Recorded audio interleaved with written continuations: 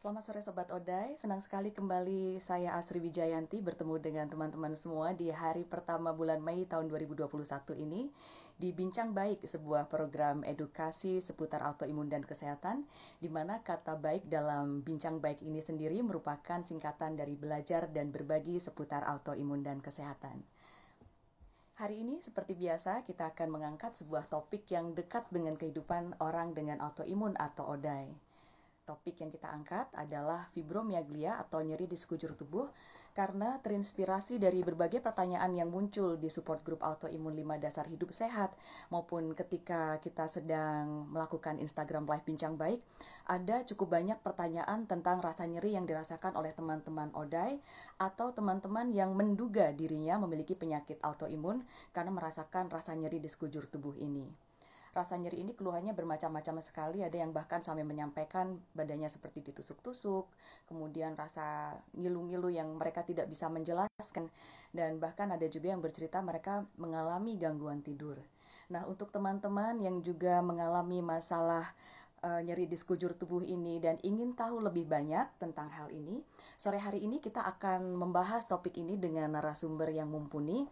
Seperti biasa kita di Bincang Baik memang beruntung sekali memiliki keluarga besar Marisa Cordoba Foundation yang di dalamnya terdapat para pakar, termasuk para dokter spesialis yang memang menangani orang-orang dengan autoimun. Hari ini kita akan menghadirkan Dr. Ida Ayuratih Wulansari Manuaba, spesialis penyakit dalam konsultan reumatologi. Beliau adalah seorang reumatolog yang selama ini aktif mendampingi teman-teman di support group 5 dasar hidup sehat. Ini sebuah grup WhatsApp di mana anggotanya saat ini sudah mencapai hampir 5.000 orang. Dan di dalamnya teman-teman bisa sama-sama belajar tentang autoimun. Dr. Ratih Manuaba ini juga merupakan bagian dari Dewan Pembina Marisa Cordoba Foundation. Untuk teman-teman yang dari tadi mendengar tentang Marisa Cordoba Foundation tapi belum kenal dengan apa ini Marisa Cordoba Foundation, Marisa Cordoba Foundation adalah sebuah lembaga nirlaba yang didirikan pada tahun 2012 oleh Mbak Marisa Cordoba. Beliau adalah seorang penyintas autoimun jenis idiopatik trombositopenik purpura. Mbak Marisa mendirikan Marisa Cordoba Foundation ini bersama dengan Profesor Dr. Aru Sudoyo, spesialis penyakit dalam konsultan hematologi onkologi medik. Selama hampir 1 dekade ini, Marisa Cordoba Foundation sudah melakukan berbagai kegiatan edukasi, pendampingan, dan pemberdayaan untuk ODAI. Salah satunya adalah program edukasi melalui akun Instagram @autoimun.id ini.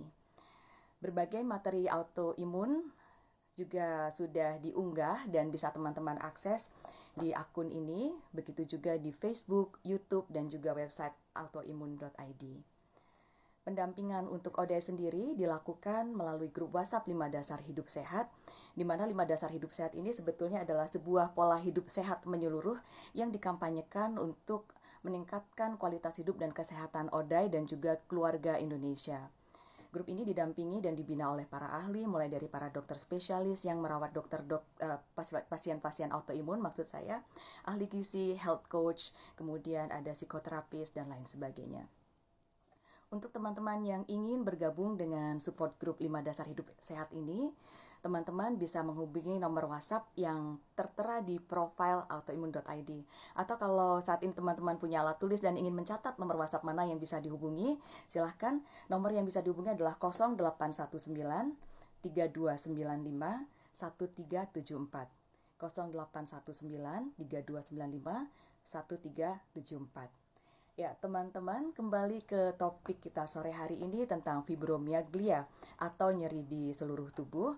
Kalau teman-teman punya pertanyaan tentang kondisi ini atau sedang mengalami ini dan bingung pemeriksaan apa yang harus dilakukan, kemudian terapi apa saja yang dibutuhkan, dan apa hal-hal yang bisa dilakukan untuk membuat kondisi teman-teman terasa lebih baik lagi, silahkan untuk mengirimkan pertanyaan teman-teman dengan mengetik di kolom komentar.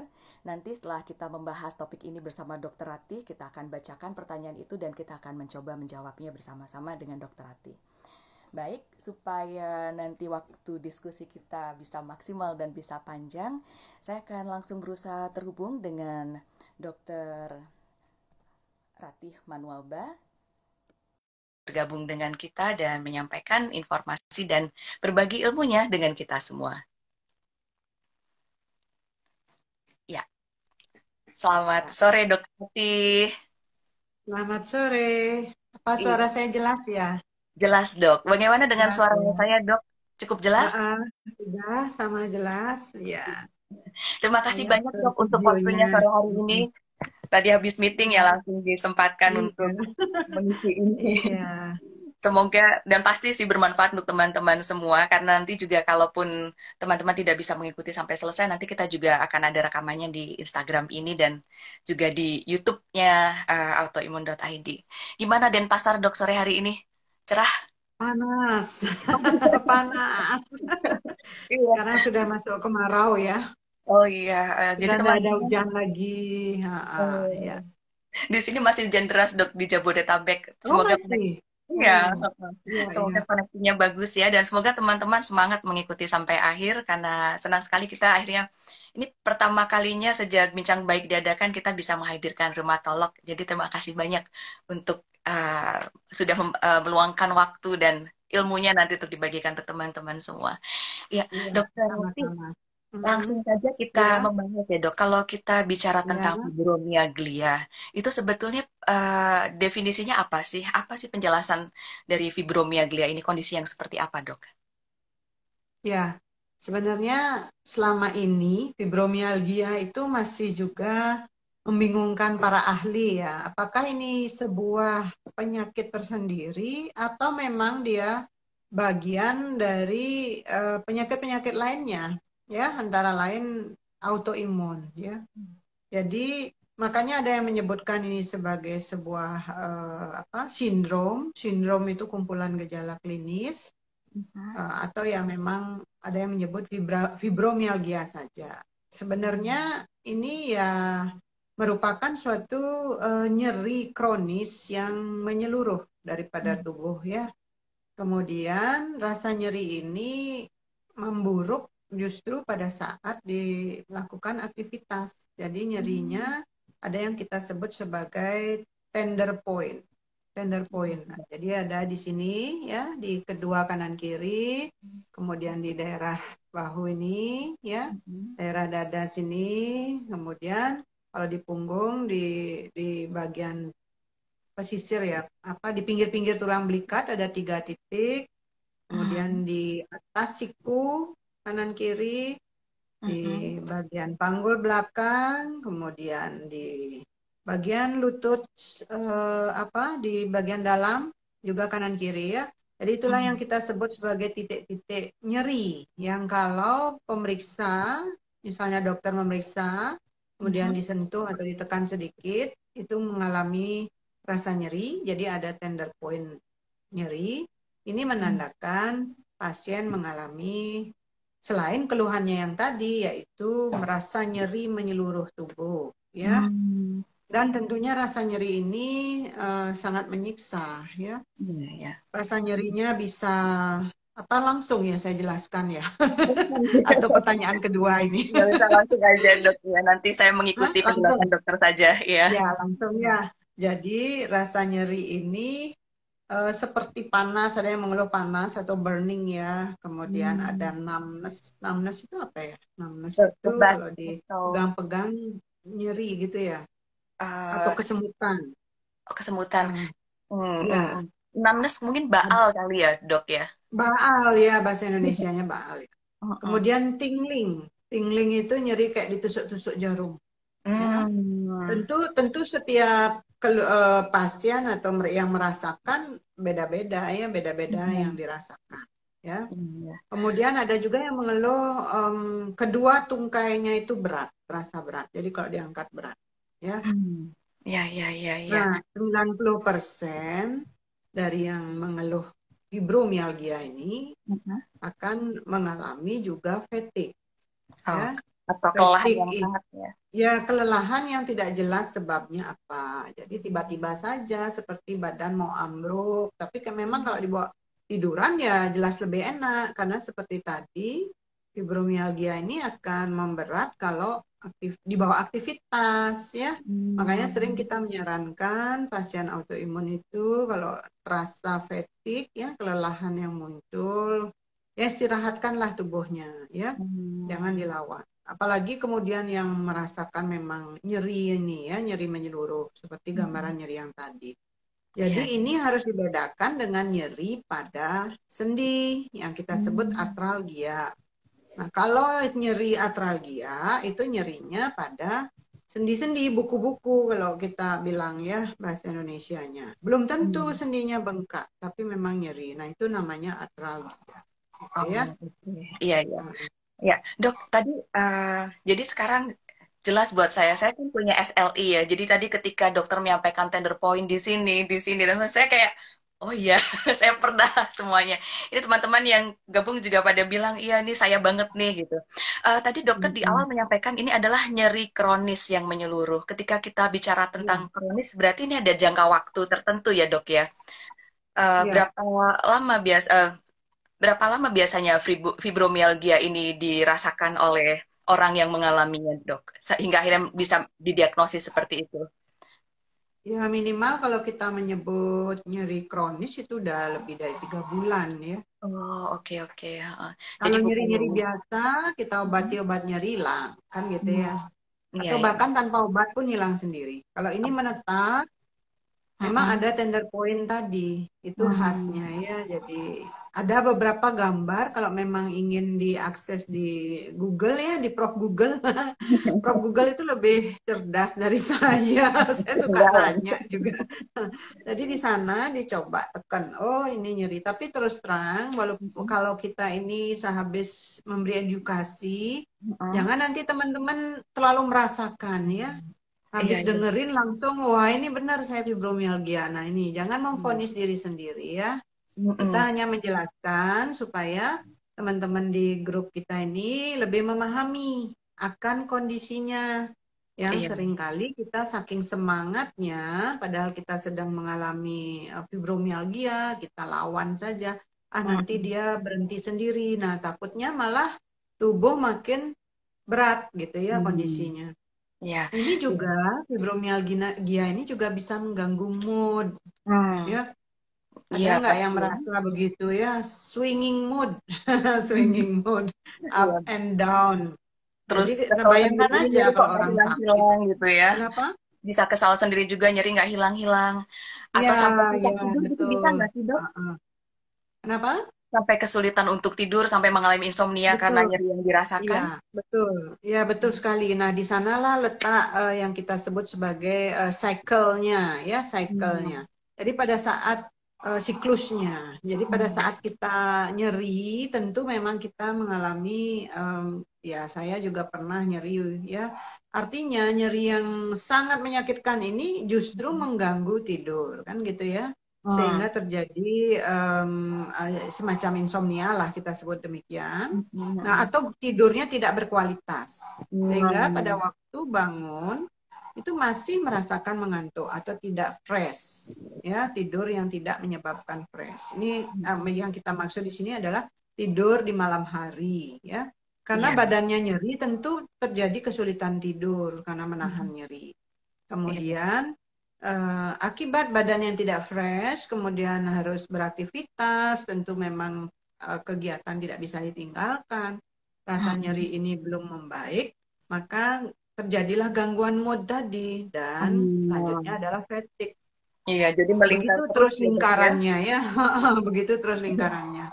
Sehingga makin lama ini dirasakan, makin tidak terkendali, akhirnya justru akan mengalami depresi. Ini yang kita takutkan Hmm. pada Hmm. fibromialgia, ya. Karena Hmm. tentu akan mengganggu siklus hormon antara serotonin dan dopamin, ya. Hmm. Baik, Itu baik. enggak enaknya fibromialgia, ya. Mm-mm. Panjang urusannya ya, dok ya. Dan ini Ya, kalau secara empirik kalau mendengarkan pengalaman teman-teman Oda memang banyak yang mengeluhkan seperti ini. Jadi karena sakit terus-menerus, terus sampai ada seperti bahasa gaulnya yang tidak bisa tidur karena sakit insomnia. Kalau kita baca di akun-akun curhatnya autoimun banyak yang menyampaikan seperti itu. ya. Kemudian rasa frustrasi karena ini sakit kok nggak hilang-hilang, tidur nggak enak, bangun juga nggak enak, sampai bingung sendiri. Jadi memang ada banyak dimensi dari fibromialgia ini ya, dok ya. Iya, Dok, betul. jadi sebetulnya apa sih yang menyebabkan fibromialgia ini? Ya, ini dia. eh, kita menyebutnya sebagai sindrom klinis yang tidak bisa dijelaskan. Jadi yang mana Waduh. telur, mana ayam gitu ya istilah Oh, kita oke sekarang oke. ya. Mm-mm. Jadi seperti itu, hanya yang bisa kita lakukan adalah kita mengetahui bahwa ini kondisi yang disebut fibromialgia.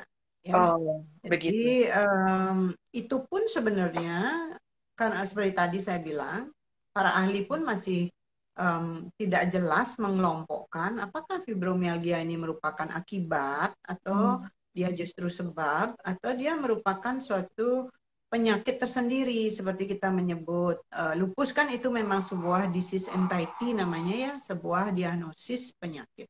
Tapi fibromialgia bisa kita sebut sebagai diagnosis tersendiri ya, makanya kadang-kadang kita juga menyebut ini suatu penyakit autoimun juga gitu ya. Wah. Atau di sisi lain dia merupakan bagian dari penyakit lainnya gitu. Oh, Makanya oke. disebut clinical syndrome.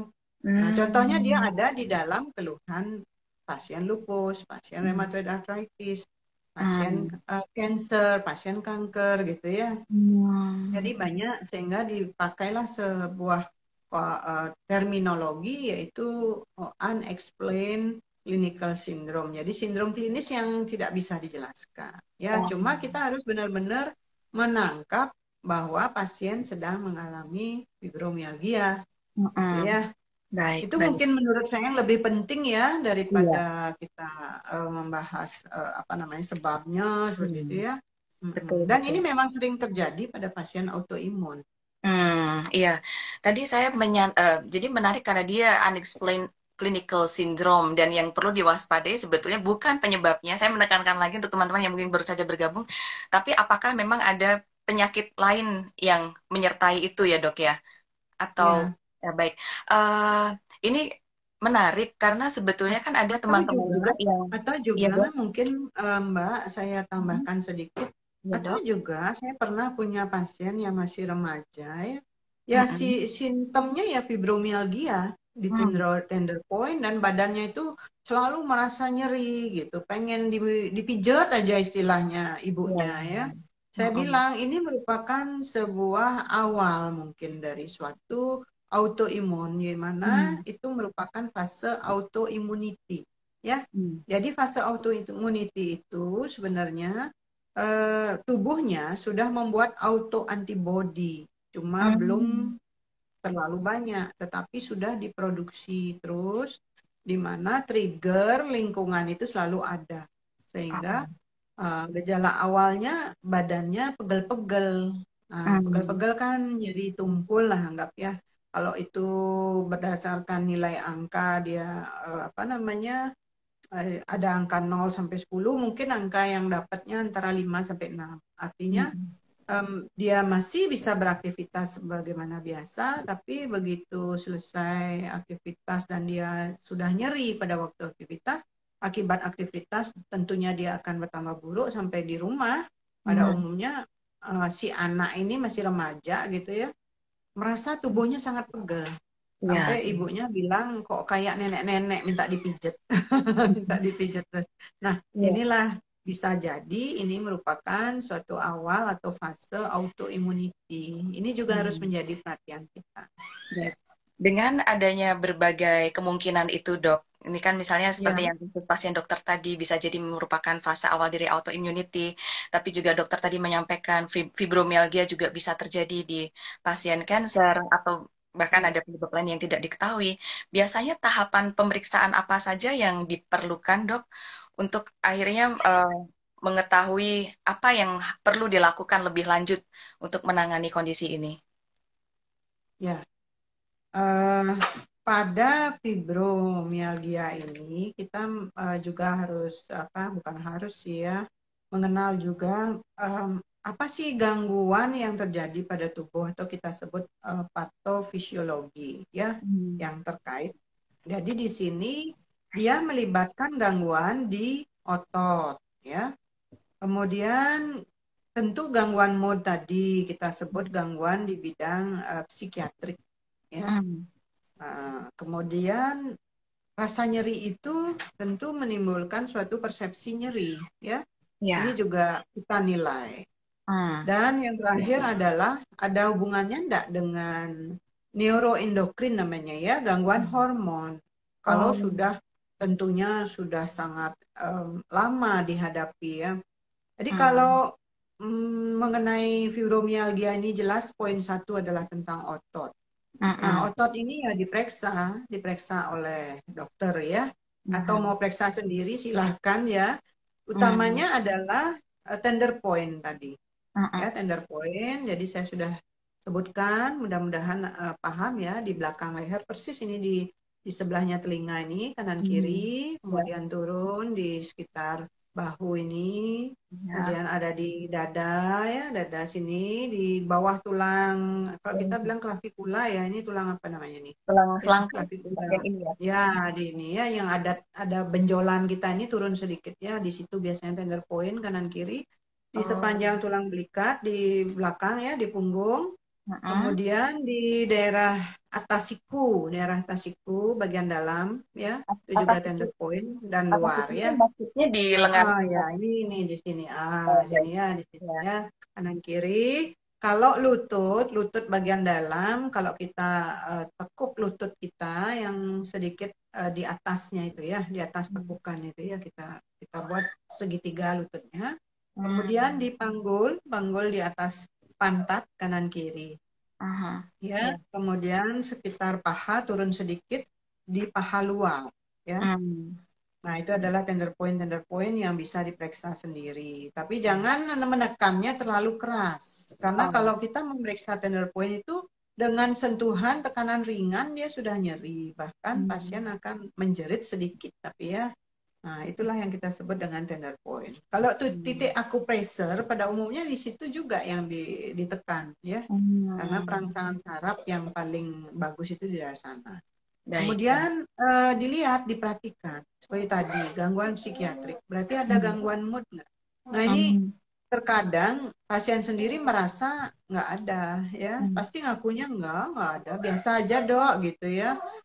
Nah ini tentu evaluasinya oleh temannya, oleh keluarganya, karena gangguan mood ini juga akan mengganggu produktivitas pasti ya.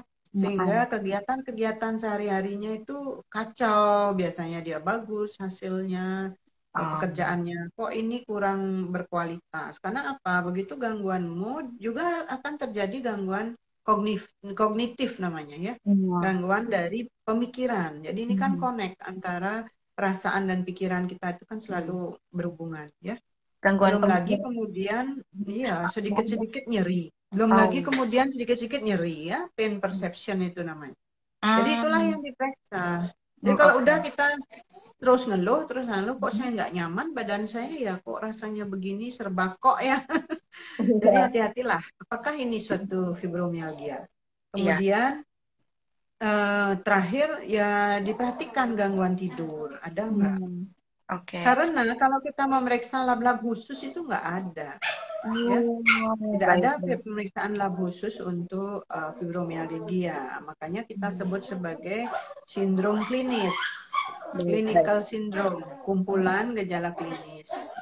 Ya, di mana terjadi rasa nyeri pada seluruh tubuh. Gitu, ya. Kecuali kalau nanti dokternya ingin memeriksa yang terkait hormon.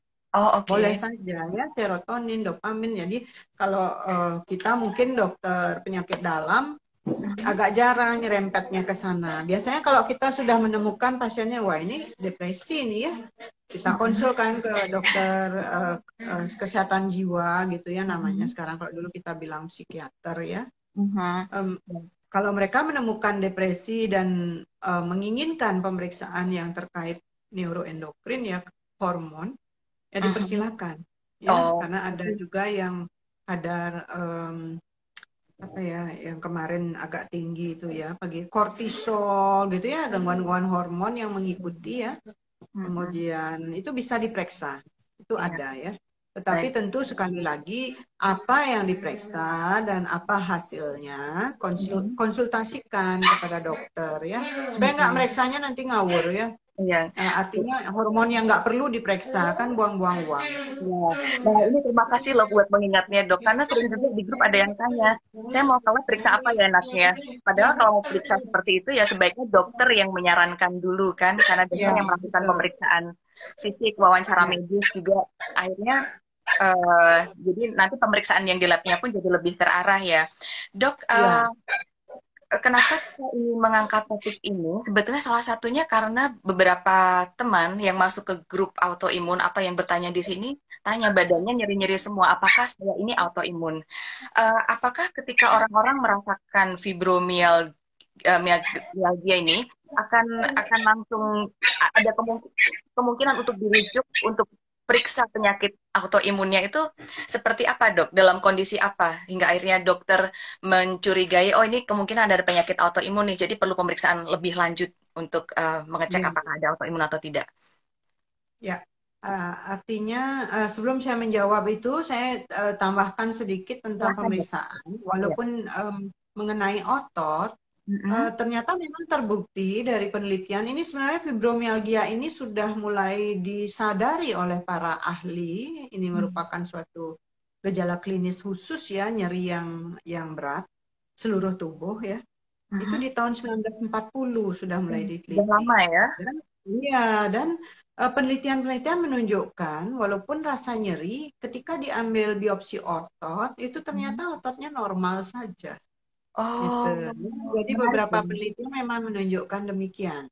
Ya, tidak ada hasil yang menunjukkan bahwa otot pasien fibromialgia itu mengalami permasalahan di otot, tapi ototnya Hmm. nyeri gitu ya. Mhm. Makanya di sanalah dikelompokkan menjadi sindrom klinis gitu ya. Nah, Hmm. Mhm. kembali pertanyaan tadi, saya Mhm. kira standar ya, kapan Mhm. kita mencurigai suatu gejala itu adalah bagian dari suatu penyakit autoimun ya. Hmm. Inilah yang perlu kejelian oleh dokternya tentu ya, tentu juga bagaimana pasiennya menyampaikan fakta dari dirinya.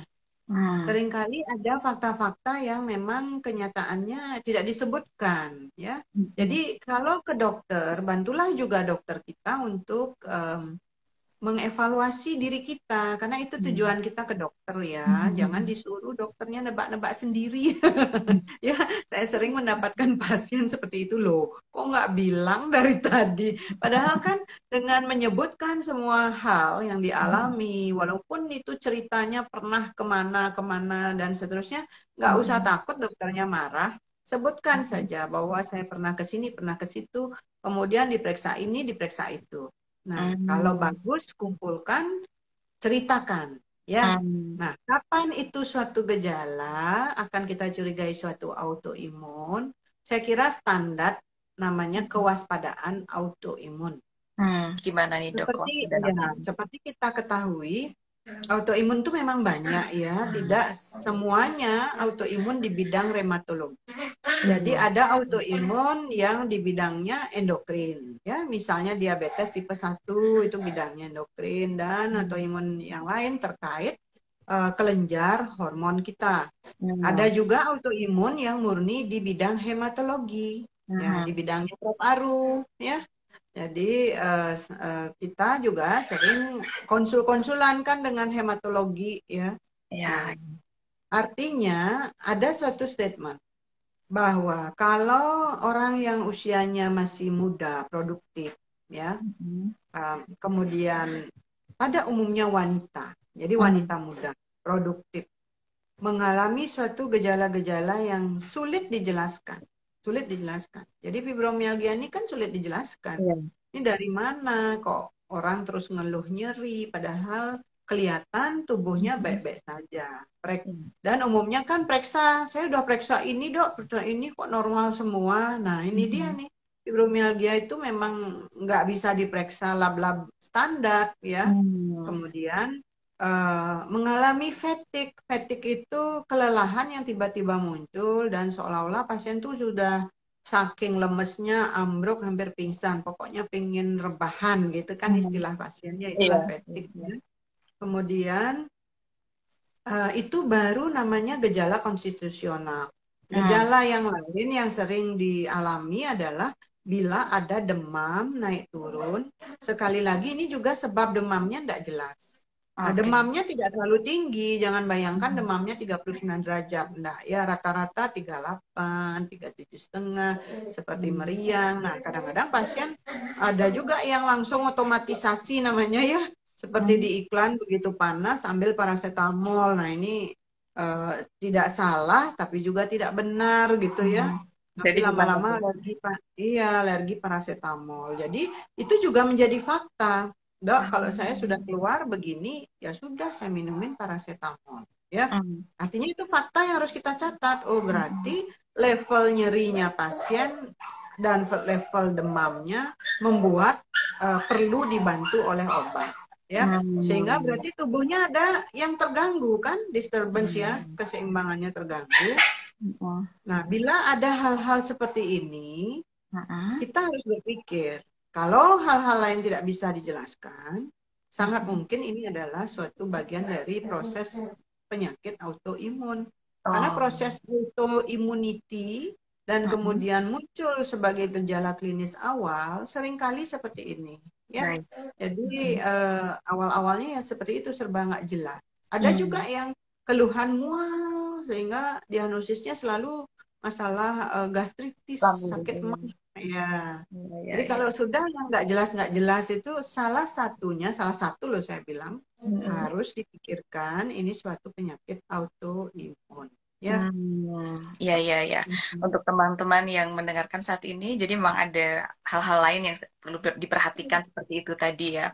Kadang ada yang merasa nyeri-nyeri itu saja, tapi langsung menyimpulkan dirinya sendiri. Padahal ada proses yang perlu dilalui seperti itu. Dan dokternya memang harus jeli sekali ya dok ya, merunut Iya riwayat betul. kesehatan, gejala dan semuanya. Saya rasa banyak yang nonton saat ini yang merasa, oh ya ya ini aku banget gitu.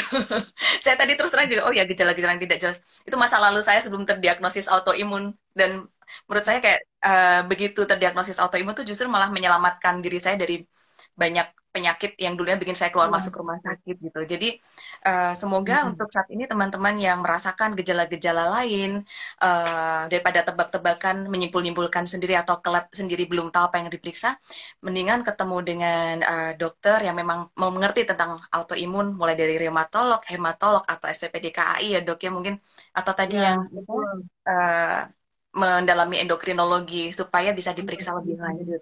Ya, Mm-mm. dok tadi kan disampaikan kalau yang biasa mengalami gejala-gejala yang kurang jelas penyebabnya ini di perempuan di usia produktif ya dok ya. Apakah fibromialgia juga kebanyakan dialami oleh kelompok usia dan kelompok jenis kelamin ini atau ada kelompok-kelompok tertentu lagi yang juga rentan atau biasa mengalami fibromialgia dok? Jadi kalau dari yang saya baca literatur memang tetap wanita yang terbanyak kena fibromialgia ya. Nah, Hmm. tentunya kita juga tahu secara hormonal kita cenderung tidak stabil kan.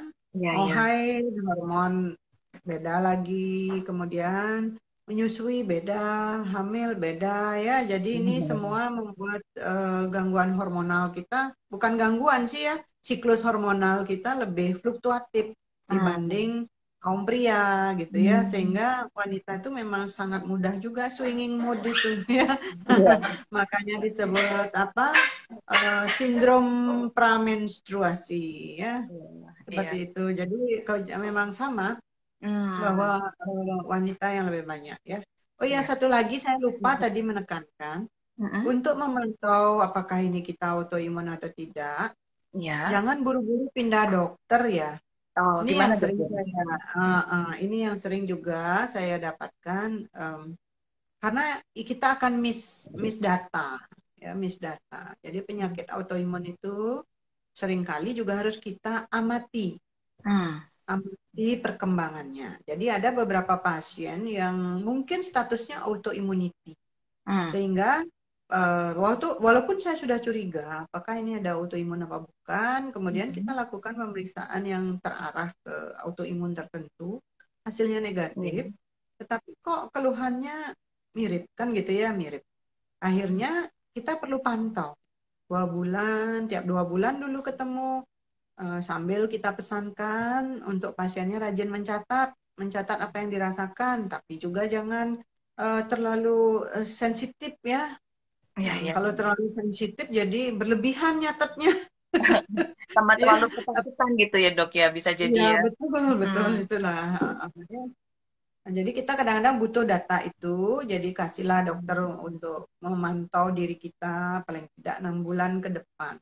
Ya itu pesan saya. Karena kalau kita buru-buru berpindah dokter, artinya gini, second opinion itu tidak apa-apa ya, tetapi kemudian kembali lagi ke dokter yang di awal yang mencurigai kita autoimun supaya dia punya kesempatan memantau. Baik, Ya, baik. oke. Ya, ini untuk teman-teman yang masih curiga dirinya autoimun atau bukan, mencatat gejala yang dialami itu juga jadi bagian penting juga nanti ketika sampai ke dokter nanti kita sampaikan ya dok ya. Dok, Ya. tadi kan dokter sempat sampaikan juga yang ketika otot penderita fibromialgia ini dibiopsi, ternyata tidak menunjukkan adanya kerusakan dok. Eh, Mungkin nggak sih, saya ingat dulu, ini lagi menengok ke masa lalu, dan juga ada keluhan juga dari teman-teman ketika mereka mengeluhkan ada rasa sakit-sakit seperti itu. Kemudian dokternya cuma bilang, oh ini Anda psikosomatis gitu. Sebetulnya memang seperti itu bagaimana dok hubungan fibromialgia dengan psikosomatis atau kesehatan jiwa yang seolah cuma kita aja nih yang merasakan, tapi sebetulnya tubuh kita secara fisik tidak apa-apa. Gimana dok penjelasan untuk itu dok? Ya, begini. Jadi kalau kita ingin memastikan bahwa ototnya tidak apa-apa, step awal itu tentu dokter harus memeriksa kekuatan otot secara manual dulu ya di tempat prakteknya. Jadi dari segi tenaganya, tonusnya, itu ada pemeriksaan secara fisik yang bisa kita lakukan langsung di tempat praktek. Jadi melemah nggak gitu ya, melemah nggak ototnya. Kemudian tentu kalau ini fibromialgia, sendinya aman ya, tidak mengalami peradangan sendi. Nah, maaf ya, apakah anjing saya mengganggu ya? Tidak Enggak ya? masih bisa didengar dengan baik kok dok. Ya. Ya. Jadi apa namanya? Diperiksa langsung. Nah, kalau kita dokter masih curiga, ini saya belum bisa ya menyingkirkan permasalahan ini apakah murni ototnya aman, kita bisa melakukan elektromiografi. Karena fibromialgia ini pun terkadang kan bisa apa istilahnya? Miositis. Miositis itu radang otot pada autoimun. Nah, kalau radang otot pada autoimun, tentu memang pemeriksaan manual pun tenaganya melemah ya, tonus otot melemah, bahkan tampak pasien itu berjalan saja sulit. Kemudian dilakukan EMG, elektromiografi. Kalau EMG-nya ternyata memang kacau hasilnya menunjukkan suatu miositis, nah ini berarti miositis. Memang kadang-kadang miositis itu juga widespread pain ya, jadi nyeri yang menyeluruh badannya. Tetapi ada bagian tertentu yang sangat dominan. Misalnya ini dok, paha kanan saya nih dominan. Kemudian baru kita memeriksa bisa kreatinin kinase. Jadi kalau kreatinin kinase dan LDH-nya tinggi, berarti pasiennya mengalami radang otot, bukan fibromialgia. Nah, terkadang kita harus menganggap fibromialgia ini adalah poin terakhir ya. Kalau kita menyebutkan ini suatu persoalan hanya terkait psikosomatis, kalau saya pribadi sih saya singkirkan dulu yang lain. Pastikan dulu bahwa sebab-sebab lain itu tidak ada. Sebab anatomi yang lain tidak ada. Ya, aman. Baru kita bicara psikosomatis. Karena kalau psikosomatis kan kita bicara di pikiran yang mengganggu badan ya, somatis dari badan kita. Ya, terkait neurotransmitter kita. Itu psikosomatis ya. Kemudian kalau ingin cepat, ya kadang-kadang pasien ingin cepat, dokternya juga cepat-cepat. Ya kita sama-sama bekerja sama dengan sejawat spesialis kedokteran jiwa. Di mana apa? Di mana sudah terjadi depresi. Nah ini juga dokter itu wajib memantau pasiennya. Ini kira-kira pasien kita depresi nggak sih? Kalau memang sudah ada tanda-tanda depresi, boleh saja kita kasih yang ringan-ringan dulu. sambil memantau efek terapi untuk kemudian dikonsulkan pada teman sejawat yang mendalami kesehatan jiwa. Jadi seperti itu ya menurut saya. Jadi paralel ya, bisa bersamaan juga ya dok. Ya. Kemudian biasanya terapi seperti apa yang diberikan kepada pasien? Apa? Kalau tadi dari penjelasan itu kan kelihatan memang penyebabnya bisa bermacam-macam ya dok. Berarti terapinya memang juga bisa bermacam-macam juga ya dok ya? Ya. Pertama ya kembali kalau kita menemukan ada dasar-dasar penyakit lainnya, diagnosis penyakit utama, terapi utamanya.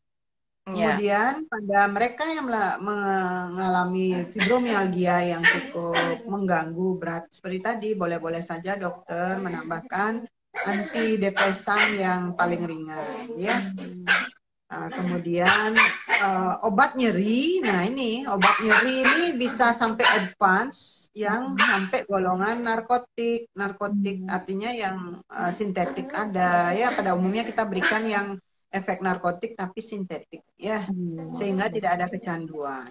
Jadi itu yang bisa kita berikan. Tapi sekali lagi ya tentu diagnosis dokternya, kemudian biarlah dokter yang mengobati, jangan kita ya seringkali saya kalau membaca WA itu antar penyintas memberi nasihat yang non farmakologis, bukan obat.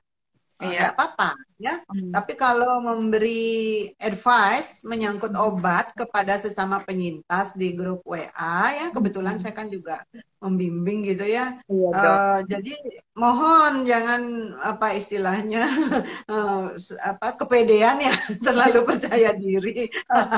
Nanti kasihan loh saudara-saudara kita ya, sahabat-sahabat kita di sana.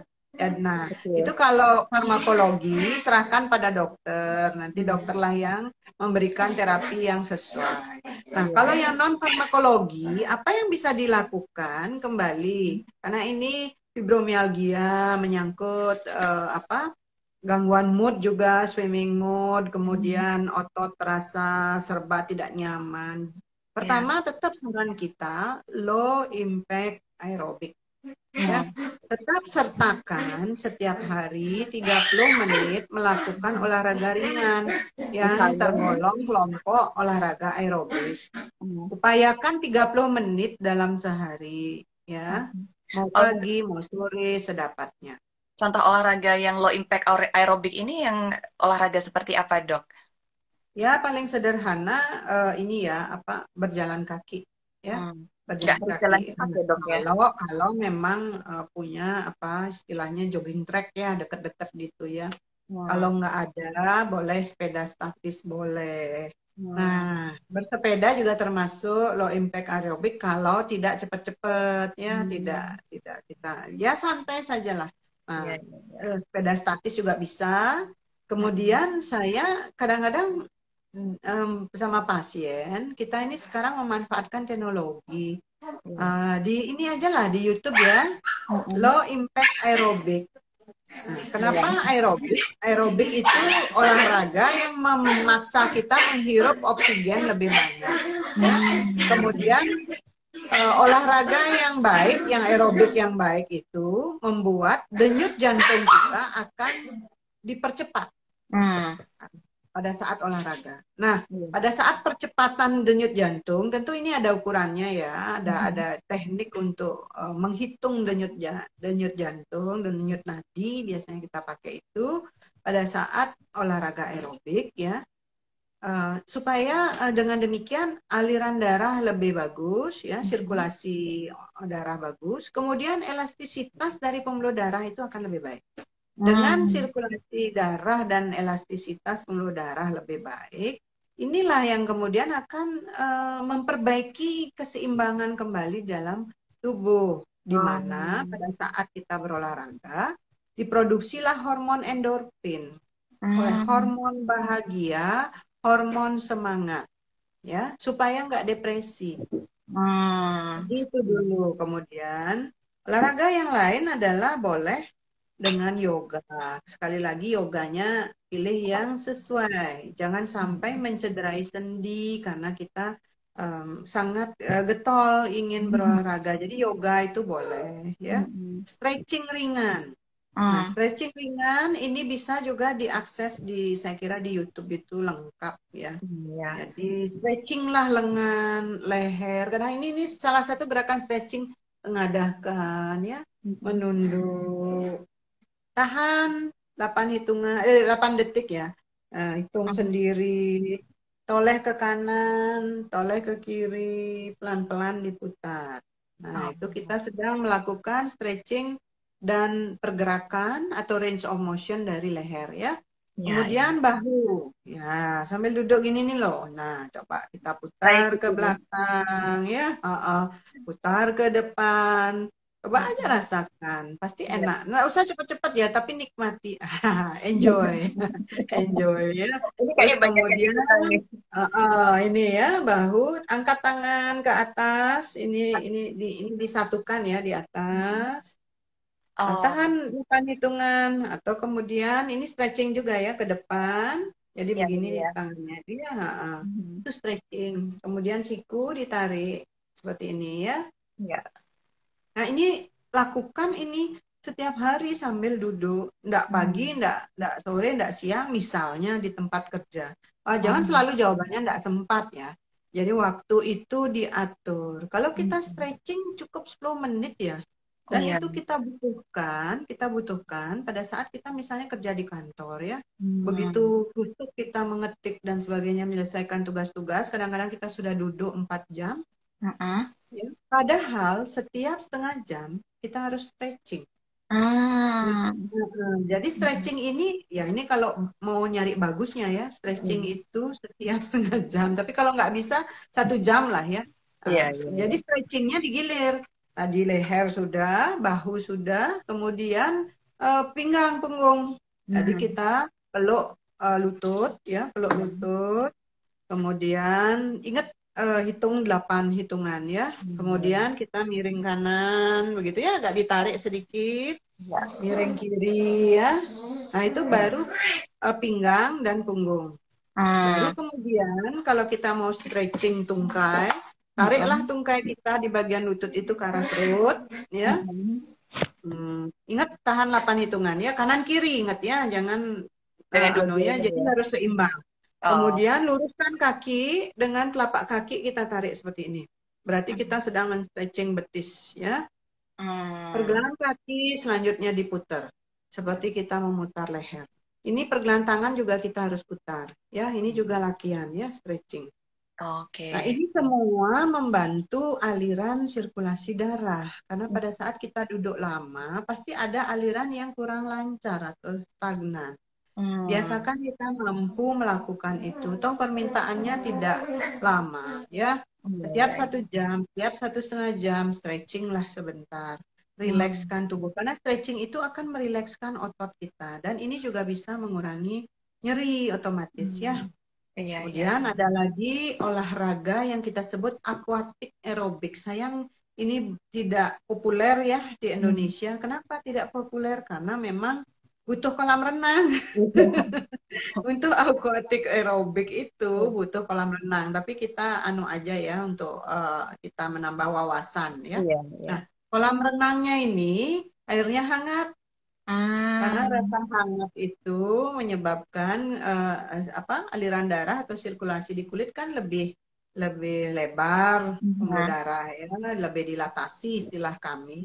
Kemudian itu di otot-otot juga melebar sehingga sirkulasi lebih lancar. Dan inilah tujuannya, berendam air hangat itu menyebabkan otot lebih lemas, ya. Ini nyeri. Jadi kalau fibromialgia memang benar kalau mau mandilah dengan air hangat, nggak punya bathtub boleh pakai ini shower air hangat kalau ada ya. Kalau enggak ya kompres saja dengan air hangat seperti itu ya. Tujuannya apa ya, melemaskan otot. Jangan dingin karena dia akan vasokonstriksi ya seperti itu. Jadi ini bisa dilakukan sendiri di rumah. tanpa fasilitas kecuali yang aquatic aerobik tadi. Ya, Mm-mm. idealnya lagi kalau aquatic aerobik itu kolam renangnya memang ada semacam gelombang air ya. Itu Oh, kayak whirlpool ya. iya, iya, Tapi iya. itu kan memang benar-benar harus disiapkan. Sehingga ini yang Iya. menyebabkan aquatic aerobik itu belum menjadi tren di Indonesia karena mempersiapkan kolam itu agak Mm-mm. mahal kan Iya, investnya. Nah, betul. dan cenderung pasien orang Indonesia itu tidak suka berenang ya sebenarnya. Jadi kalau disuruh berenang pasti ogah gitu ya. Kalau pasien saya juga males. Padahal olahraga berenang itu merupakan pilihan yang baik untuk Hmm, fibromialgia. Ya, oke. carilah kalau nggak ada kolam renang yang khusus air hangat, cari Mm-mm. aja ya kayak gini kan panas nih ya, dan pasar Mm-mm. panas, mungkin di Iya. luar juga sudah panas. Cari yang jam 4 atau jam 5 sore itu kan airnya masih hangat ya. Hangat. Iya, enak malahan. Ya, Mm-mm. jadi berenanglah di air yang hangat ya. Tapi kadang-kadang kalau penyintas yang lupus kan Mm-mm. saya kan nggak boleh kena matahari ya, makanya cari di mana sudah mulai mau terbenam tapi Iya, airnya masih masih hangat hangat. ya. Iya, iya. Gitu. Mm-mm. Jadi Ya. cara-caranya sebetulnya sederhana juga ya untuk Mm-mm. mengurangi keluhan rasa sakit ini tadi ya. Latihan-latihan yang bisa Ya. dilakukan, cara-caranya juga cukup sederhana. Untuk teman-teman Ya. yang saat ini menyaksikan, semoga bisa langsung dipraktekkan itu tadi stretchingnya, kemudian kompres-kompres air Mm-mm. hangatnya. Syukur-syukur kalau memang yang sudah suka berenang, nanti habis nonton ini, kalau di Indonesia Barat masih bisa ya dok, di Bali udah kemalaman mungkin. Iya. Kayaknya udah mau jam 6 sore. Iya. Dok, ada nggak sih hal-hal yang memperburuk kondisi fibromialgia ini? Kalau tadi kan yang Ya. untuk meringankan, ada hal yang perlu dihindari nggak oleh orang-orang yang memiliki fibromialgia supaya rasa nyerinya tidak semakin parah? Ya, betul. Eh, Apa namanya? Sama seperti anjuran-anjuran kita kepada penyintas autoimun ya. Mm-mm. Sesungguhnya kalau tubuh kita sudah mengeluarkan sinyal yang tidak sehat artinya ya, Mm-mm. jangan dipaksakan gitu ya. Oke. Disinilah penting untuk mengukur diri. Semangat boleh, tetapi kalau semangat itu membuat tubuh kita terpaksa, yang Mm-mm. terjadi malah tambah ambruk nanti ya. Betul, betul. Jadi kenalilah bahasa atau sinyal tubuh kita ya. Hmm. Jadi contoh aja saya yang ya tentu kalau saya faktor usia ya saya terus terang ya tentu saya bukan penyintas autoimun ya. Tetapi Mm-mm. pernah dalam kondisi yang beban pekerjaan terlalu banyak. Mm. Ujung-ujungnya tetap aja ya gangguan tidur. Setelah Mm-mm. gangguan tidur kan terlalu dipikir Iya. kerjaannya nggak selesai-selesai. Akhirnya menimbulkan migrain. Mm. Iya. Tuh. Pilihan saya apa? Pekerjaan saya memang belum selesai, tapi badan saya sakit semua. Kemudian ini sakit dalam rangka terlalu stres dan tegang ya. Mhm. Eh, Muncul migrain ya. Hasil akhirnya ya saya harus tidur. Iya. Saya nggak mau melawan, jadi saya tidurkan saja. Peduli amat pekerjaan yang belum selesai. Jadi saya berusaha pada malam itu harus tidur nyenyak dengan berbagai Mhm. cara. Ya, tidak Iya. sampai minum obat tidur ya. Saya Mhm. termasuk yang juga tidak senang memberikan pasien obat tidur kalau nggak perlu banget ya. Karena Hmm. kita tahu nanti efeknya ada sedikit ketergantungan itu ya. Ya, ya, ya. Jadi lebih baik kalau ada gangguan tidur dan itu berkepanjangan, tetap harus konsul dokter kesehatan jiwa karena mereka yang akan meramu uh, formulanya supaya Hmm. gangguan tidur itu kembali ke siklus tidur yang normal ya. Jadi Iya. ada yang disebut sleep disorder. Nah, pada saat Mhm. itu perlu bantuan dokter ya. Jangan Iya. langsung-langsung aja, "Dok, saya kasih dong obat untuk tidur." Ini sering sering banget banyak banyak pasien yang meminta seperti itu ya. Iya. Jadi Iya. kembali ke topiknya, Mhm. jangan kita melawan apa namanya bahasa tubuh. Tubuh kita ini Mhm. sudah memberi sinyal loh ya. Iya. Jadi kalau ada sinyal nyeri, itu Mhm. sebenarnya tubuh kita ini masih bagus karena Hmm. sinyal nyerinya keluar ya. Iya. Kalau sampai sinyal nyeri tidak ada, berarti tubuh kita no respon gitu kan. Oh, iya, iya, iya. Ya, jadi itu malah bahaya. Mm-mm. Sehingga yang terjadi, sudah biasa dok, saya masih tahan. Nah ini loh bahasa-bahasa yang Iya, semangat sering tuh. ya, bagus. Tapi bisa membahayakan, tanda Iya, petik iya, ya, iya, betul, bisa betul. membahayakan. Mm-mm. Kasih Terus, saja badan kita istirahat. Untuk mm-mm. kemudian kalau sudah membaik sedikit, walaupun sedikit, lakukan seperti tadi, stretching, mulai aktivitas yang lebih ringan. Artinya kita semua tahu pekerjaan dan aktivitas kita masing-masing ya. Jangan Mm-mm. selalu diburu-buru tubuh kita. Ada Iya. sedikit kesadaran diri bahwa segini ini sudah over loh. Uh-uh. Gini ini udah overload ya. Jangan samakan tubuh kita dengan Iya. orang lain ya. Oke, good Seperti point dok. itu. Betul, di banyak yang nggak perlu diingatkan, termasuk di saya sendiri kayak, wah mah nanggung nih gitu lanjut, padahal kita tahu Ya. badannya masih di segini. Terus kayak dikit lagi masih kuat nih, padahal ya sebetulnya tubuhnya udah dwing dwing dwing harus berhenti istirahat Mm-mm. sekarang. Iya, jadi Mm-mm. tips yang bisa diberikan itu ya supaya tidak semakin parah. Kalau udah mulai merasa sakit-sakit, stop, istirahat. Ya, baik Mm-mm. dok. Ya. Kalau dengan kondisi seperti ini, apakah kan kita tadi udah bicara tentang exercises, latihan-latihan yang bisa dilakukan untuk mengurangi rasa nyeri, kemudian bagaimana cara mencegah supaya fibromialgianya tidak semakin parah. Kalau secara keseluruhan sendiri, fibromialgia ini bisa sembuh total nggak sih dok? Atau Ya. ini akan terus-terusan datang pergi gitu dok biasanya untuk orang yang pernah mengalaminya? Ya, sebenarnya kalau di awal-awal saya kira ini bisa sembuh total ya. Hmm. Tetapi mestinya sih tidak selalu datang-datang lagi ya. Asal kita Hmm. seperti tadi kuncinya kenali diri sendiri dan kendalikan ya. Kalau Oke. toh dia muncul lagi, jangan sampai yang berat dan kemudian Hmm. menimbulkan depresi, kan itu yang bahaya ya. Baik. Ya. Ya, gangguan tidur, depresi seperti tadi saya bilang. Jadi nanti merupakan suatu siklus yang sulit kita potong. Hmm. Ya, Karena ya. nyeri, gangguan tidur, fatigue, Mm-mm. aktivitas terganggu, depresi, terus begitu. Karena depresi itu sendiri sudah mengganggu level dari hormonal. Ya, kalau orang Hmm. depresi itu pasti sudah terganggu hormonnya. Nah, sekali Iya. lagi kan bukan berarti itu hilang harapan ya. Di Iya. sanalah perannya nanti penyakit utama tetap diobati. Nanti kalau memang ada penyerta-penyerta dalam artian di sini depresi, ya tentu kita didampingi sejawat dokter psikiater ya. Jangan nanti berpikir kalau dokternya konsul psikiater itu, waduh saya orang dibilang apa sakit jiwa gitu, bukan ya. Hmm.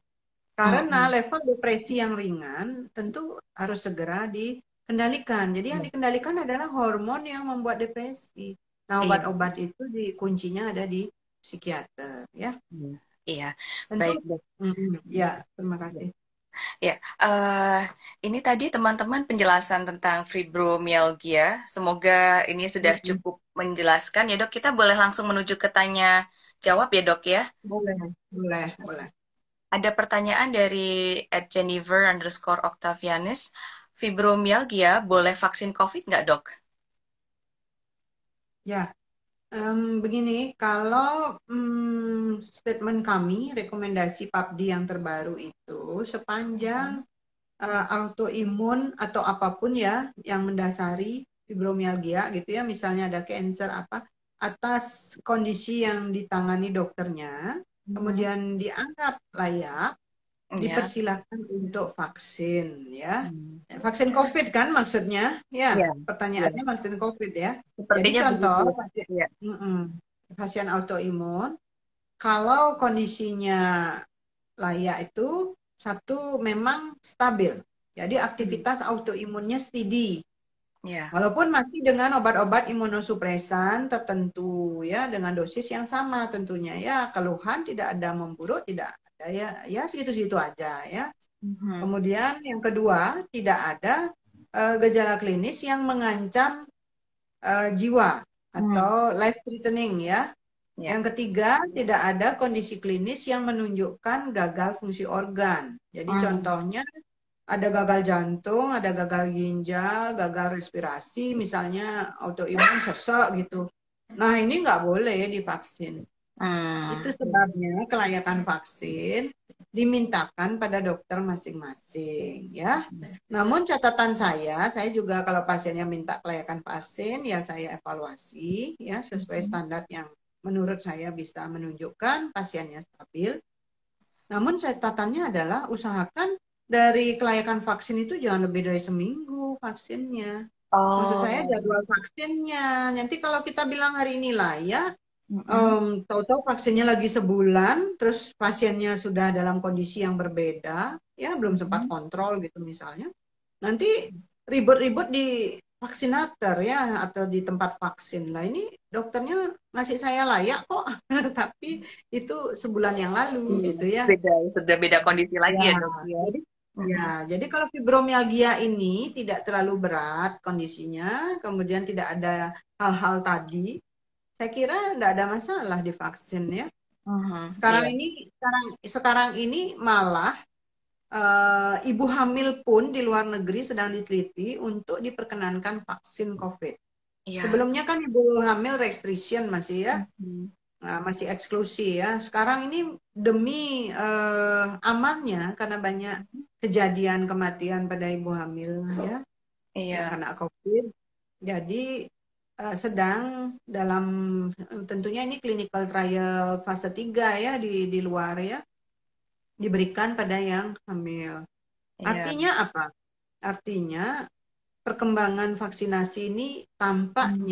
tampaknya loh ya semakin longgar. Hmm. Awal-awal memang kita hati-hati, bukan ketakutan.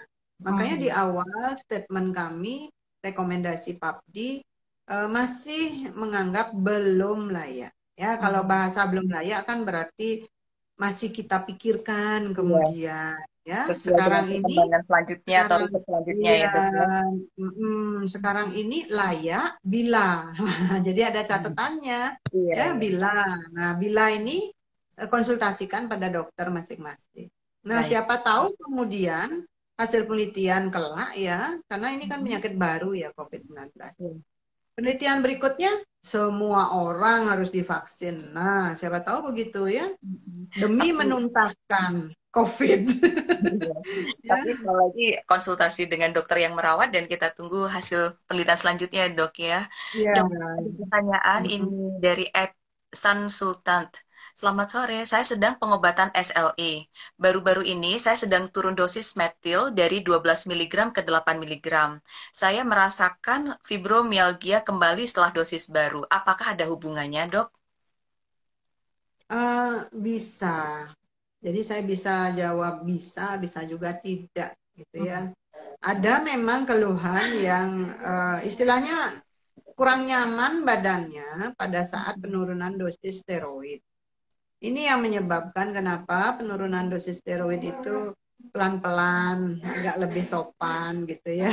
Kenapa? Karena steroid itu dalam pengobatan itu sendiri, dia kan bekerja di hormon juga ya. Steroid itu Hmm. kan hormon. Jadi pada saat dia mengendalikan klinis lupus itu dia Hmm. sesungguhnya mengganggu siklus hormon yang sebenarnya. Jadi pada Hmm. waktu diturunkan, kita memang menurunkan pelan-pelan.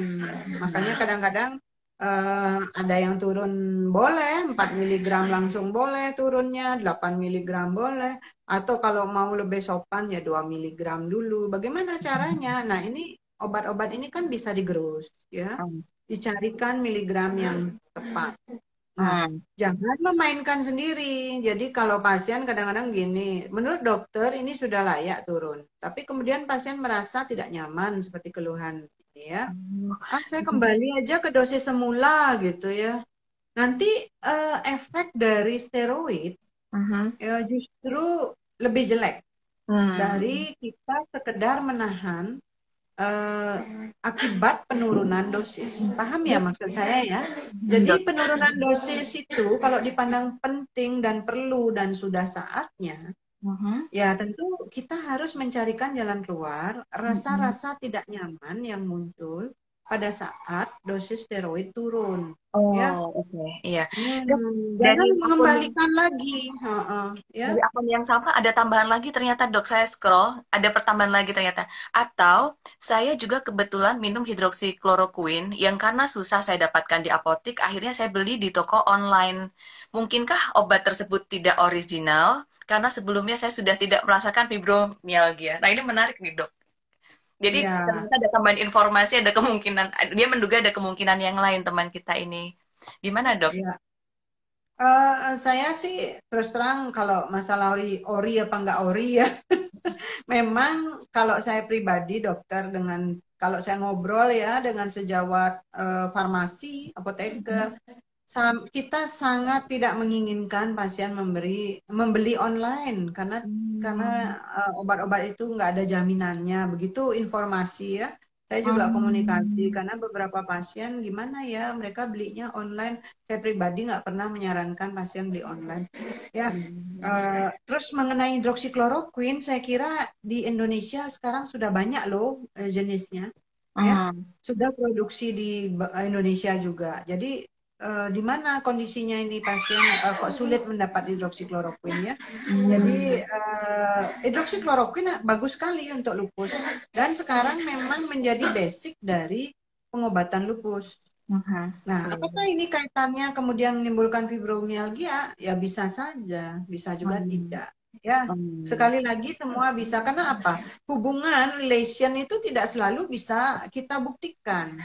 Bagaimana membuktikan tanpa apa hidroksikloroquine yang dibeli online menimbulkan fibromialgia? Itu sungguh sesuatu yang ya Hmm. tanda petik mungkin tidak mungkin ya kita buktikan itu. Supaya Hmm. kita tidak apa namanya menuduh yang bukan-bukan ya. Hmm.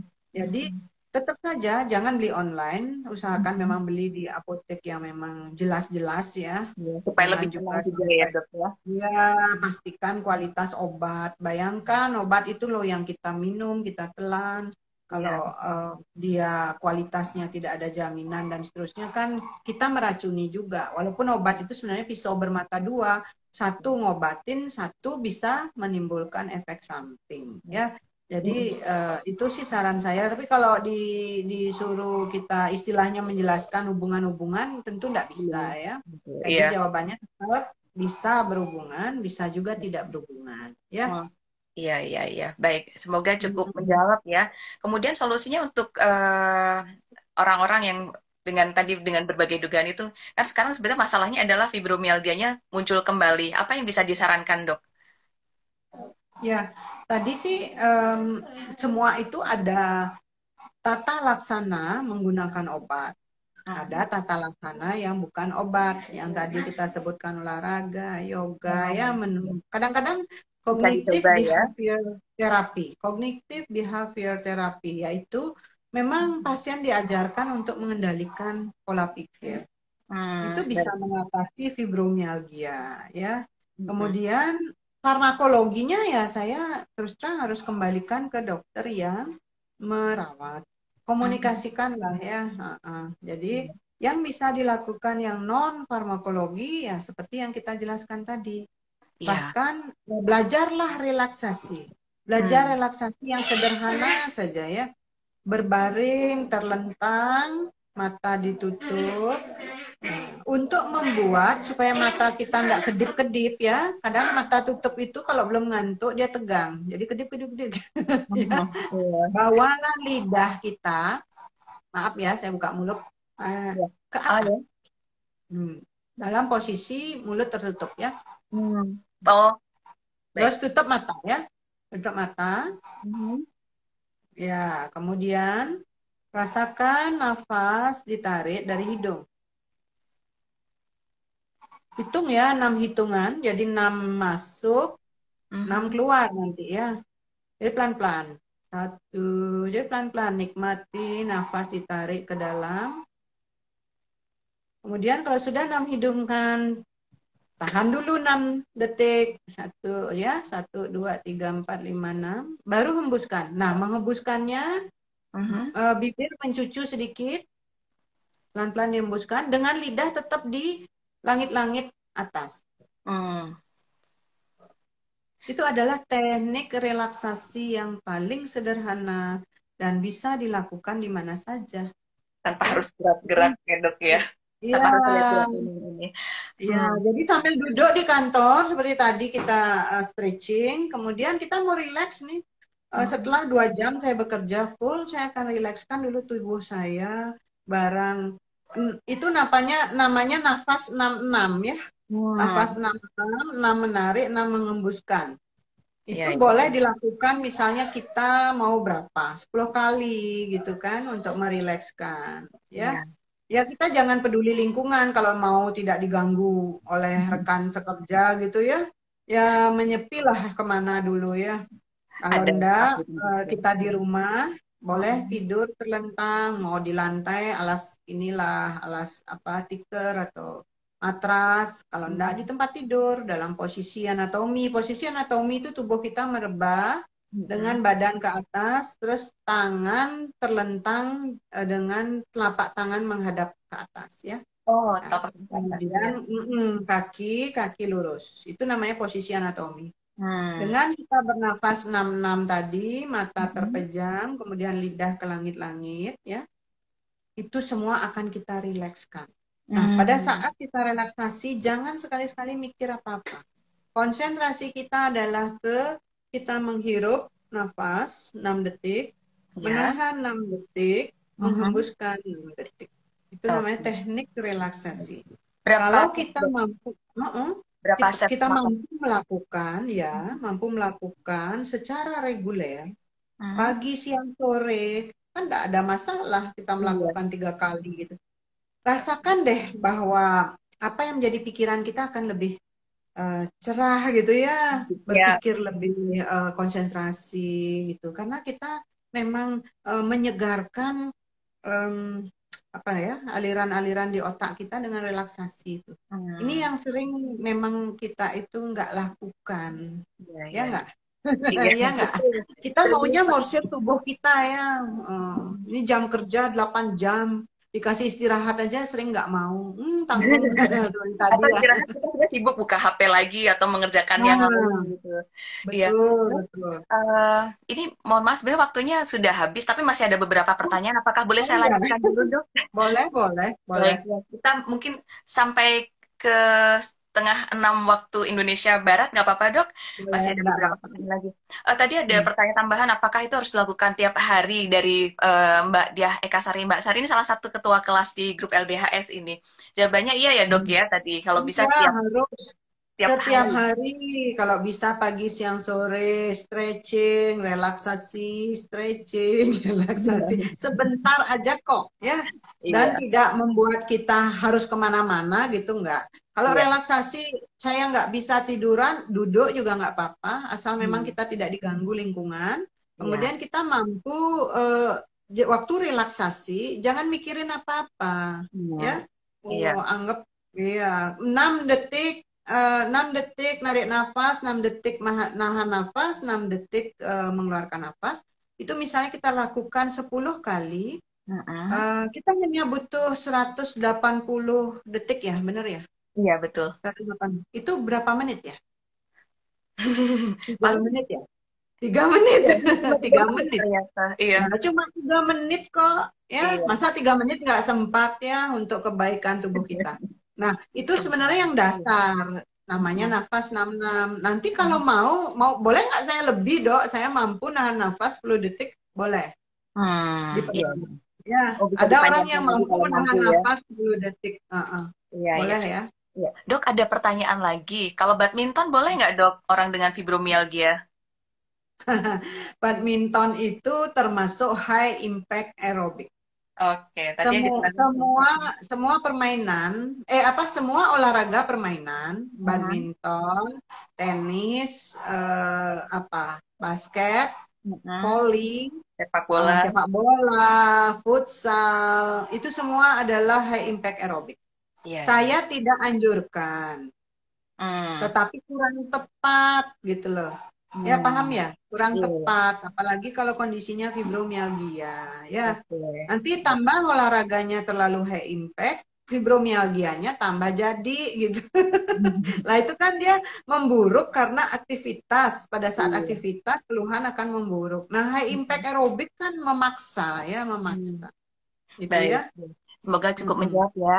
Kemudian dok ada pertanyaan dari Mega Rita Amir. Saya autoimun Sjogren syndrome. Pundak saya selalu sakit dan rasanya panas banget. 2 tahun yang lalu saya Mm. di endoskopi karena sudah nggak tahu sakitnya. Dari gejala-gejala yang saya lihat, apakah saya mengalami fibromialgia karena sampai sekarang masih terasa panas dan sakit. Masih terus dirasakan sampai saat ini katanya. Ya, betul. Saya kira perlu dicurigai ya ini fibromialgia. Ya, tapi kalau sakit banget, ingat komunikasikan pada dokter yang merawat ya. Baik, dok ada lagi sekarang ini pertanyaan tentang autoimun nih dari Li, Lin Winner. Saya nyeri-nyeri otot dan dokter bilang saya fibromialgia. Di tes ANA negatif. Apakah saya autoimun walaupun hasil ANA saya negatif? Ya, sekali lagi autoimun itu banyak ya jenisnya. Hmm. Kita kalau ANA memang itu arahnya kan ke lupus ya, anti nuclear antibody. Hmm. Tetapi yang namanya auto antibody kan tidak selalu ke nuklear, ke inti sel ya. Hmm. Ada juga kan antibodi terhadap sel beta pankreas, maka jadinya diabetes tipe 1. Oh. Antibodi terhadap di sini apa tiroglobulin. Jadi Hmm. Graves disease ya, hipertiroid ya. Nah, Hmm. artinya apa? Kalau ANA negatif, yang tersingkirkan dalam hal ini adalah lupus. Oh, Apa oke. mungkin? Apa mungkin autoimun yang lain? Sangat mungkin. Makanya disinilah perlu kejelian dokter yang mengevaluasi. Kalau Hmm. anaknya negatif, jangan dulu mikirin lupus saat ini karena menurut patron dari kita mendiagnosis lupus, anak Hmm. negatif kita singkirkan. Ya, Hmm. tetapi Iya. sekali lagi, apa bisa nanti anaknya positif? Bisa saja. Bisa Ini berubah. susahnya autoimun ya, makanya tolong beri kesempatan dokternya untuk memantau. Ya, paling Hmm. tidak 6 bulan ke depan. Ya, enam jadi bulan, ada 3 bulan apa dok? enam paling bulan? tidak 6 bulan ke Oh, enam depan bulan ke depan. dipantau. Nah, kalau Hmm. anak negatif, kita saat pemeriksaan anak itu Hmm. jangan dulu mikirin lupus itu bahasanya ya. Oke, Kalau bisa toh ini dipinggirkan dulu fibromialgia, ya. ya taruh di Hmm. kotak dulu ya lupusnya. Iya, iya.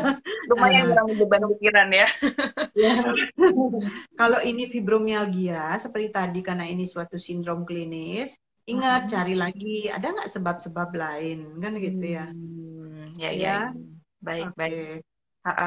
Terus, jadi bersabar ya kalau memang masih menduga autoimun atau bukan, bersabar dulu. 6 bulan lagi kita mau dipantau lagi. Terus, tapi yang jelas lupusnya bisa dikotakkan dulu kemungkinan itu Ya. ya, bisa disingkirkan.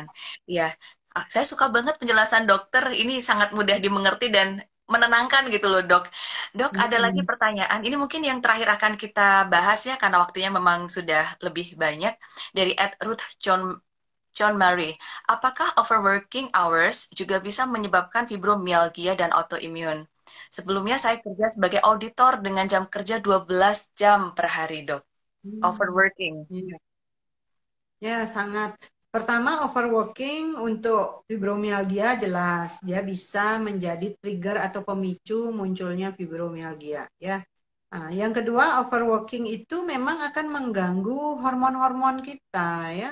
Kita itu makanya ada jam kerja standar, yaitu 40 jam seminggu. Ya, di luar Hmm. negeri juga pakai patokan itu. Nah, lebih dikit 42 jam lah ya. Hmm. Seminggu ya, silahkan Seminggu. dibagi kan gitu ya. Ini maksudnya working hour yang benar-benar padat. Ya, Hmm. bukan tidak termasuk working itu kita nyapu, ngepel gitu kan enggak. Ya, Hmm. maksudnya memang benar-benar kerja kantoran gitu Ya, ya. ya, ya. Hmm. Ah, jadi limitnya kelewat dikit ya 2 jam, 42 jam. Masih masih Hmm. toleransi. Ya. Nah, Ya. kenapa? Karena pada saat kita working itu ya bekerja, itu hormon yang keluar kan hormon stres, Hmm. hormon adrenalin. Ya. Itu kalau hormonnya kebanyakan, akhirnya waktu waktu kita kerja yang overwork itu, tentu Ya. keluarnya si hormon banyak, berlebihan, ini akan mengganggu hormon yang lain. Ketahuilah tubuh kita ini selalu seimbang. Makanya ada hormon stres, ada juga hormon yang menenangkan. Kasihlah kesempatan tubuh kita tenang. Artinya seperti tadi, kalau kita memang mau tidak mau harus overworking, saya nggak tahu alasannya apa ya.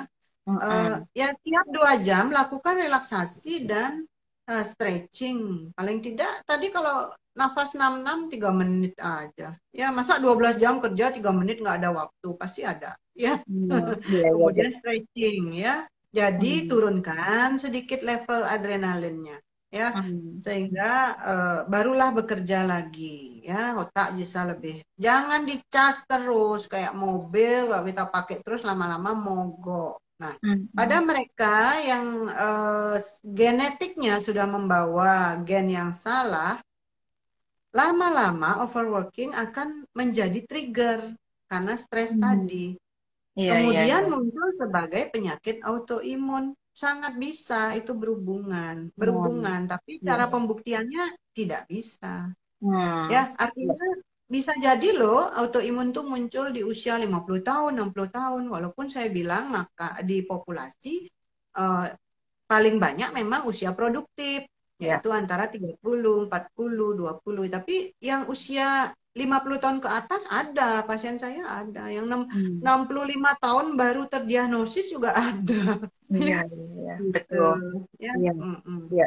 Dok, ternyata saya manjat masih ada beberapa pertanyaan lagi, tapi secara umum memang sudah bisa dijelaskan dengan jawaban-jawaban dokter tadi. Terus ini mungkin sebagai pemungkas karena dia teman kita ini dari Epikal Kadri, saya didiagnosa fibromialgia.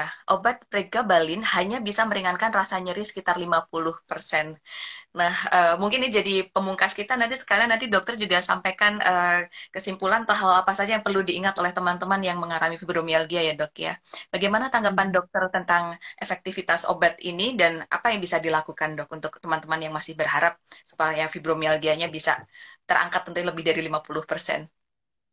Ya, masih ada pilihan obat-obat lainnya sepanjang dokternya apa istilahnya ada keberanian untuk men-switch. Pregabalin memang salah satu pilihan kita karena kita anggap fibromialgia ini sudah mixed pain ya. Mixed pain itu melibatkan neuropathic pain. Jadi pregabalin itu sudah tepat. Tapi kalau ternyata ini belum maksimum, boleh dokternya memilihkan yang seperti tadi sintetik narkotik, kemudian ada juga macam duloxetin seperti itu ya. Tapi sekali lagi komunikasikan pada dokter yang merawat dan jangan lupa untuk non farmakologi ya. Sekalian saya menyimpulkan bagian yang paling penting yang sering kita abaikan dan tidak laksanakan adalah kita sendiri yang harus menyembuhkan diri sendiri. Yaitu dengan cara relaksasi, stretching, dan kadang-kadang saya memang menyarankan meditasi, ya. Kembalilah ke kita kan negara Indonesia ya, kita beragama, kembalikan ke agama kita masing-masing. Ingat berdoa, jangan lupa. Dan jangan merasa kita itu bersalah kalau pekerjaan itu kita tinggalkan sejenak pada waktunya. Artinya apa? Pada waktu kita tidur nyenyak di malam hari, ya jangan mikirin pekerjaan lagi. Ini yang sering kita itu menganggap salah. Tidak ya. Usahakan pekerjaan ini buat yang ngantor ya. Usahakan pekerjaan selesai di kantor. Jangan dibawa pulang. Ya. Kemudian memang harus dicicil dan seterusnya, itu teorinya pasti saya kira sama ya semua. Meskipun work from home, semua pekerjaan akhirnya dibawa pulang ke rumah ya dok ya. Tapi tetap kita harus membuat space. Ya. Terus kalau yang di rumah, ya aturlah waktunya gitu ya. Mau misalnya kita mencuci tiap 2 hari gitu, kasihanilah tubuh kita, kalau dia sakit jangan diforsir gitu ya. Ya, betul. Baik. Jadi memang ada beberapa pendekatan, farmakologi, non-farmakologi juga. Farmakologi penting, non-farmakologi juga penting. Yang paling penting itu tadi, kenali diri kita sendiri. Kemudian ini ya dok, apapun kalau misalnya ada yang masih dirasa kurang dari pengobatannya, masih ada keluhan, konsultasikan ke dokter. Ya, Ya, itu saya rasa itu kunci yang bisa kita pegang untuk teman-teman yang selama ini bergabung dengan grup autoimun juga. Kita selalu coba kembalikan, konsultasikan ke dokter yang merawat, konsultasikan ke dokter yang merawat. Karena itu merupakan bagian penting untuk lebih memahami penyakit kita dan mendapatkan terapi yang dibutuhkan. Dokter Ratih, terima kasih banyak untuk ya, waktunya, untuk sama-sama. ilmunya. Penjelasannya jelas sekali. Semua sisi saya rasa tadi sudah tercakup dan seperti menjadi pengingat untuk diri saya sendiri. Kayak saya masih termasuk orang yang suka lupa diri. Jadi terima kasih banyak. Semoga akhir pekan ini teman-teman bisa memanfaatkannya untuk menjadi hari untuk lebih memulihkan diri lagi, apapun yang masih dialami. Sehat selalu ya dok ya. Semoga kita ketemu Ya, lagi di kesempatan yang sama-sama. lain membahas topik-topik yang dekat dengan kehidupan Odai dan kita belajar banyak lagi dari Dokter Ratih. Untuk teman-teman semua yang sudah bergabung, terima kasih juga. Mohon maaf kalau masih ada pertanyaan yang tadi terlewat atau belum dibacakan. Bisa cari akun Dokter Ratih Manuaba, ini tertulis di sini. Di atas ini teman-teman bisa lihat juga. Masih ada juga yang bertanya tadi untuk bergabung dengan support group di nomor berapa? Di 0819 3295 1374 atau nanti teman bisa lihat di profilnya autoimun.id. Baik, terima kasih sekali lagi. Kita akhiri dulu bincang baik sore hari ini. Ya, Sehat selalu ya dok dan teman-teman. Dan semoga kita bertemu lagi di kesempatan dan keadaan yang tidak kalah baiknya dari hari ini. Selamat sore. ya, oke. Thank you, sore. Atau Puksma dok, terima kasih. Kita live ya. Ya, baik, terima Yuk, kasih. makasih.